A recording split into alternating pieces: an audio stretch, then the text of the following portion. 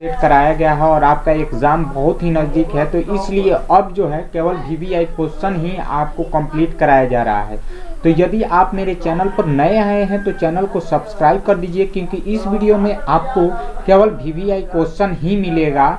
तो चलिए इस वीडियो को शुरू करने से पहले आप जो है एक बार देख लीजिए कि किस प्रकार का क्वेश्चन होगा। आपके स्क्रीन पे आ चुका है यहाँ पे, जैसे कि यहाँ पे पहला क्वेश्चन ही, इससे पहले जो है ये सारे क्वेश्चन का आंसर कंप्लीट हो चुका है, ठीक है।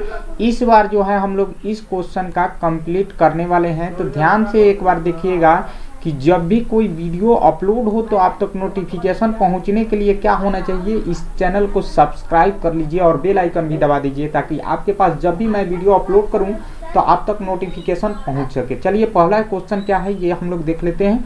पहला क्वेश्चन है, निम्नलिखित में से कौन गंगा प्रदूषण के लिए उत्तरदायी नहीं है। यानी गंगा जो है, गंगा में प्रदूषण जो फैल रहा है तो उसके लिए ये इन चारों ऑप्शन में से कौन सा उत्तरदायी नहीं है, यानी उसको जो है गंदा नहीं करता है, ये बताना है। जैसे पहला ऑप्शन यहाँ पर दिया है, गंगा में मछली पालन, यानी गंगा में मछली अगर रहती है तो क्या प्रदूषण फैलेगा। फिर कह रहा है गंगा में कपड़ों का धोना, अगर कपड़ा धोते हैं तो क्या पोल्यूशन फैलेगा, तो हाँ फैलेगा। गंगा में जले 100 को बहाना, यानी अर्ध जले 100 को बहाना, यानी जो भी 100 जलता है उसमें से आधे जले ही रहे उसको बहा देना, क्या गंगा में पोल्यूशन होगा, तो हाँ होगा। गंगा में रासायनिक अपघटी, यानी जो भी रासायनिक क्रिया या फैक्ट्री से जो भी मटेरियल निकलता है उसको बहाना, क्या आप गंगा का पोल्यूशन करना है, तो हाँ ये तीनों ऑप्शन जो है बी सी डी, ये तीनों ऑप्शन जो है गंगा को पोल्यूशन करने वाला है। ऑप्शन ए जो है आप ध्यान से देखिएगा, ऑप्शन ए जो है गंगा में मछली पालन करना क्या है, पोल्यूशन नहीं करता है, वो पोल्यूशन मुक्त करती है मछली है, ठीक है। गंदे पानी को क्या करती है, मछली साफ करती है, तो इसलिए ऑप्शन ए जो है इसमें सही है, ठीक है। अगला क्वेश्चन पर ध्यान दीजिए। अगला क्वेश्चन 49 नंबर आपके स्क्रीन पे आ चुका है। अगला क्वेश्चन कह रहा है कि सामान्य नेत्र के लिए स्पष्ट दर्शन की न्यूनतम दूरी होना चाहिए। यानी जो आपके आँख है, जिसका आँख खराब नहीं है, तो उन लोगों के लिए सामान्य दूरी कितने दूरी नज़दीकी, यानी कितने जो है न्यूनतम नज़दीक कर दिया जाए कि आपको आँख साफ साफ देख सके, तो वो होता है आपका 25 सेंटीमीटर। आपका जो है आँख मात्र 25 सेंटीमीटर तक रहेगा तो आपको आँख साफ साफ दिख सकता है। अगर इससे और ज़्यादा नज़दीक कर देंगे तो आपका फोकस नहीं बन पाता है, जिसके वजह से आपका आँख साफ साफ नहीं देख पाता है। इसलिए ऑप्शन सी जो है इस क्वेश्चन का सही जवाब है 25 सेंटीमीटर, ठीक है।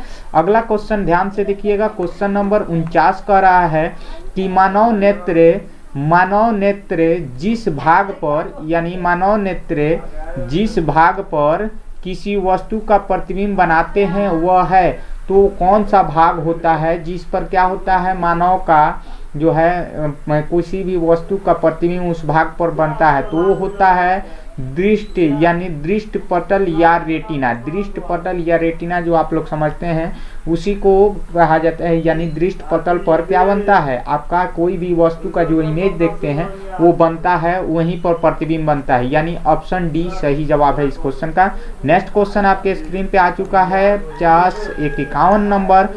मानव नेत्र में किस प्रकार के लेंस पाए जाते हैं। तो मानव नेत्र में जो है किस प्रकार के लेंस पाए जाते हैं, जैसे ऑप्शन ए में है उत्तल, बी में है अवतल, ऑप्शन सी में है बायो वलायक्रल और बायोफोकल, ठीक है। तो यहाँ पे ऑप्शन ए सही होगा, क्योंकि मानव नेत्र में किस प्रकार का लेंस पाया जाता है, मानव नेत्र में उत्तल, क्या सा उत्तल लेंस पाया जाता है, ठीक है। अगले नेक्स्ट क्वेश्चन देखिए आपका 52 नंबर क्वेश्चन क्या कर रहा है।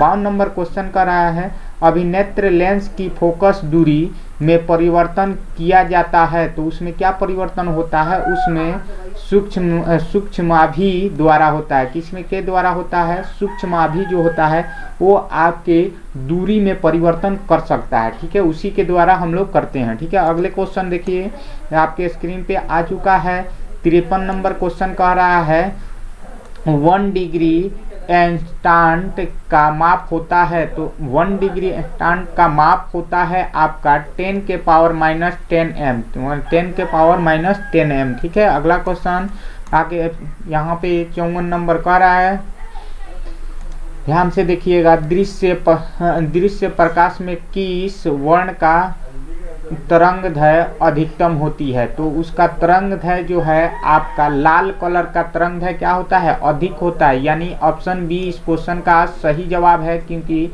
आप देखे होंगे कि रेड कलर का जो बल्ब होता है वो रात में ज़्यादा दूर तक दिखाई देता है, तो इसलिए उसका तरंगदैर्घ्य आपको पता होना चाहिए कि अधिक होता है, इसलिए ज़्यादा दूरी तक दिखाई देता है लाल रंग। ठीक है, अगला क्वेश्चन यहाँ पे 55 नंबर क्वेश्चन कह रहा है कि निकट दृष्टि दोष का निवारण किस लेंस में से होता है? तो निकट दृष्टि दोष का निवारण जो है आपका अवतल लेंस से होता है। अवतल लेंस का निकट दृष्टि दोष का मतलब हुआ आपको दूर की वस्तु नहीं दिखाई देगा, तो उसके लिए कौन सा लेंस का उपयोग होगा? तो अवतल लेंस का उपयोग होगा। ऑप्शन 20 सही जवाब है इस क्वेश्चन का। अगला क्वेश्चन यहाँ पे आ चुका है, ध्यान से देखिए 56 नंबर, स्पेक्ट्रम प्राप्त करने के लिए स्पेक्ट्रम प्राप्त करने के लिए किसका उपयोग किया जाता है? तो स्पेक्ट्रम प्राप्त करने के लिए आपको प्रिज्म का उपयोग किया जाता है। ऑप्शन डी सही जवाब है इस क्वेश्चन का। नेक्स्ट क्वेश्चन आपके स्क्रीन पे आ चुका है 57 नंबर। इस क्वेश्चन को ध्यान से देखिए, जो नेत्र निकट स्थित वस्तु को साफ साफ नहीं देख सकता है उस नेत्र में होता है। तो जो निकट का वस्तु यानी नज़दीक का वस्तु होता है जिसे हमारी आंख साफ साफ नहीं देख सकती है, तो उसे कौन सा बीमारी होता है? उसे होता है दूरदृष्टि दोष। यानी ध्यान रखिएगा, इसका अपोजिट याद रखना है। जिसको नज़दीक का वस्तु नहीं दिखाई देता है उसका बीमारी हुआ है दूरदृष्टि दोष। दूरदृष्टि दोष यानी ऑप्शन ए सही है। अगर इसी का अपोजिट, अगर दूर का वस्तु नहीं दिखाई देगा तो उसको हम लोग बोलते हैं निकट दृष्टि दोष। ठीक है, उल्टा बोलना है। ठीक है, याद रखिएगा इसी प्रकार से। अगला क्वेश्चन आपके स्क्रीन पे आ चुका है 58 नंबर। इस क्वेश्चन में कह रहा है श्वेत प्रकाश कितने रंगों में के मेल से बना होता है? तो श्वेत प्रकाश 7 रंगों के मेल से बना होता है, इसीलिए नाम है उसका श्वेत। ठीक है, श्वेत प्रकाश 7 रंगों का मेल होता है। ऑप्शन डी सही जवाब है। अगला क्वेश्चन है 59 नंबर। ये कह रहा है सामान्य आँख के लिए दूर बिंदु होते हैं। तो सामान्य आँख के लिए दूर बिंदु जो है मिनिमम, यानी यहाँ पे कह रहा है कि आप 25 सेंटीमीटर नहीं, गलत है। फिर कह रहा है 25 mm नहीं, गलत है। 0 गलत है, यानी अनंत तक। ऑप्शन डी सही है। हमारी सामान्य आँख जो होती है जिसमें कोई खराबी नहीं है वो अनंत तक देख सकती है। ठीक है, अनंत बिंदु तक। ठीक है, ऑप्शन डी सही जवाब है इस क्वेश्चन का। अगला क्वेश्चन देखिए ध्यान से।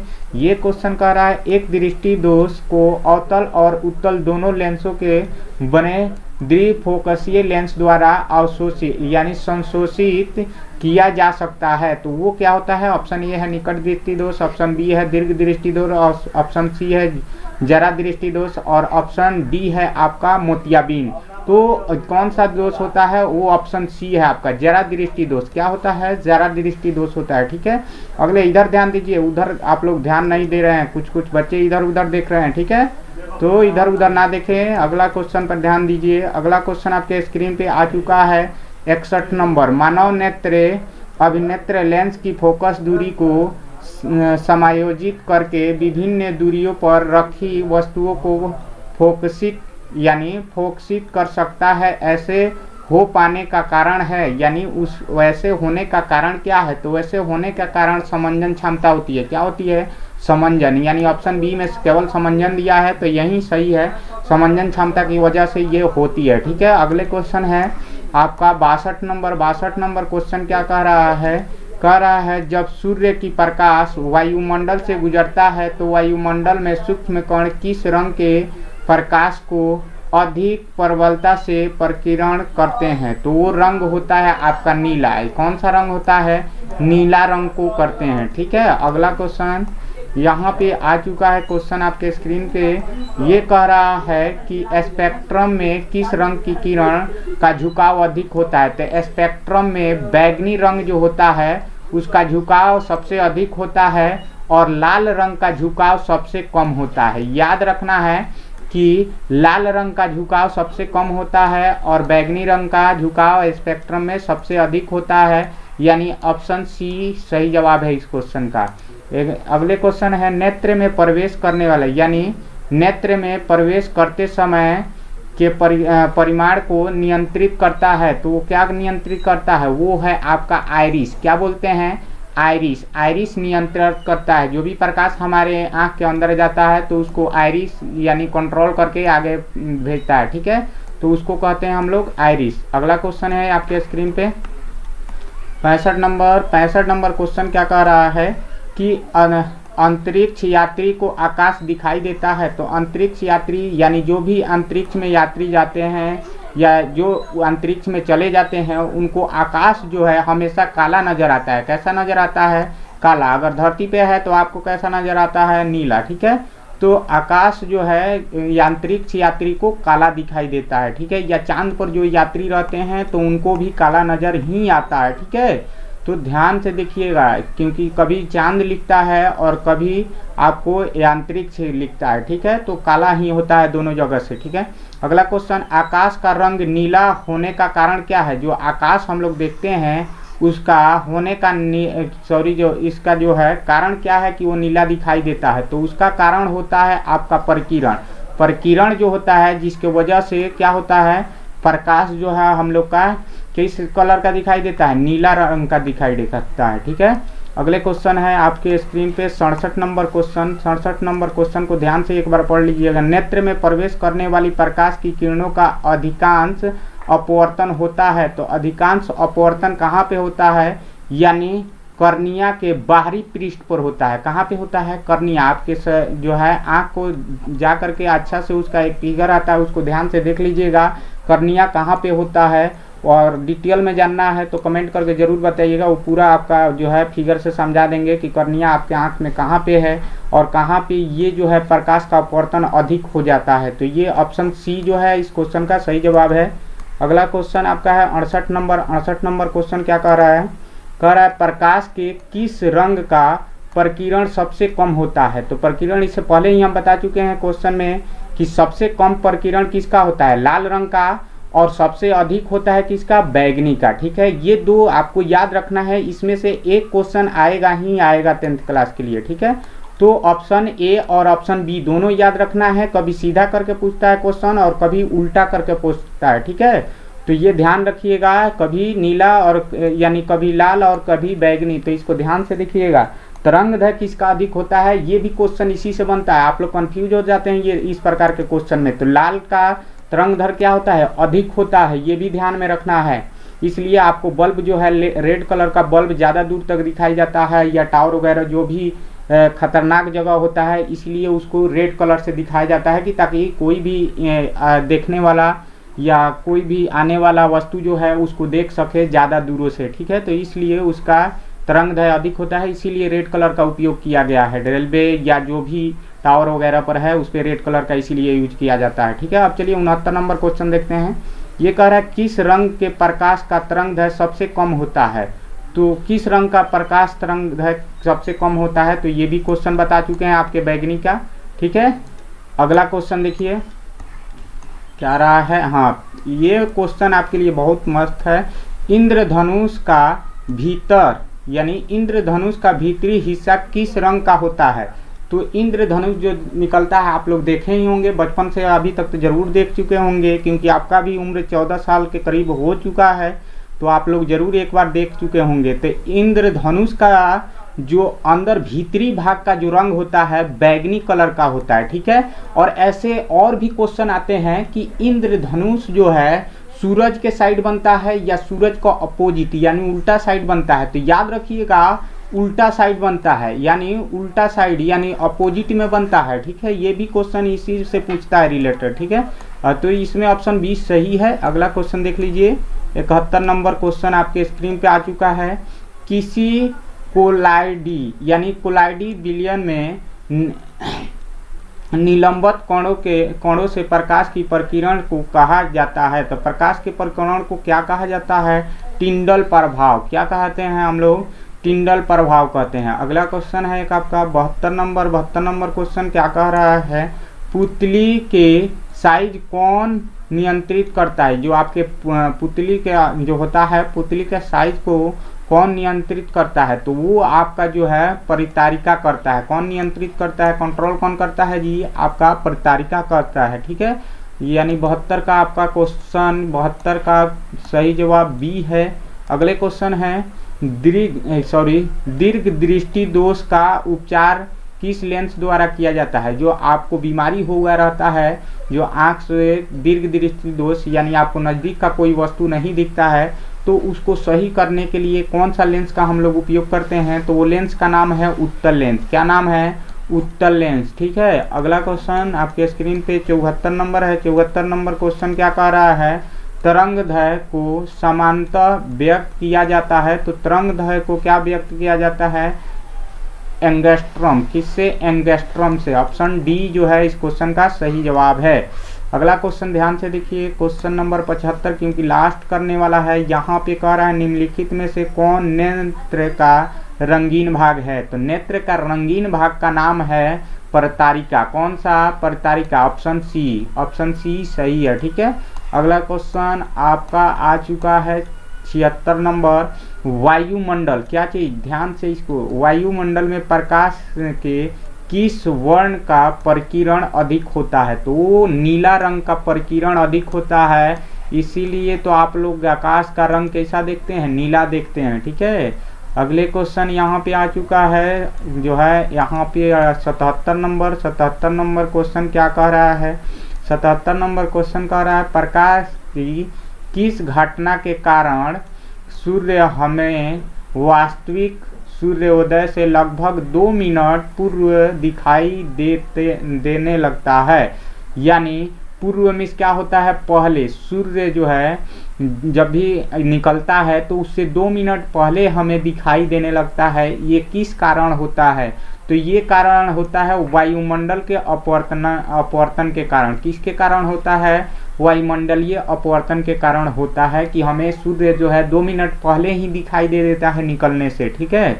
अगला क्वेश्चन जो है आपका 78 नंबर क्वेश्चन कह रहा है कि टिंडल प्रभाव प्रकाश की कौन सी परिघटनाओं को प्रदर्शित करता है। तो वो जो है आपका प्रकाश का प्रकीर्ण को प्रदर्शित करता है। प्रकाश का प्रकीर्ण को प्रदर्शित करता है। ऑप्शन डी जो है इस क्वेश्चन का सही जवाब है।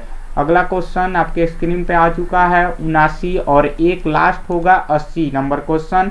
तो 79 नंबर क्वेश्चन का आपको खुद जवाब देना होगा। जैसे यहाँ पे पानी से भरी बाल्टी की गहराई कम दिखाई देती है। ठीक है, दिखाई देती है। इसका कारण क्या होता है? जैसे आप लोग बाल्टी में पानी भरते हैं तो वो जो है थोड़ा सा उसका पेंदी ऊपर के ओर उठा हुआ दिखाई देता है। तो ये किस कारण होता है? आप लोग कमेंट सेक्शन में कमेंट करके बताइएगा, क्योंकि ये क्वेश्चन बहुत ही इजी है। और देखते हैं कौन सा स्टूडेंट जो है कमेंट करके सही जवाब बताता है। ऑप्शन यहाँ पे ए बी सी डी तक दिया है।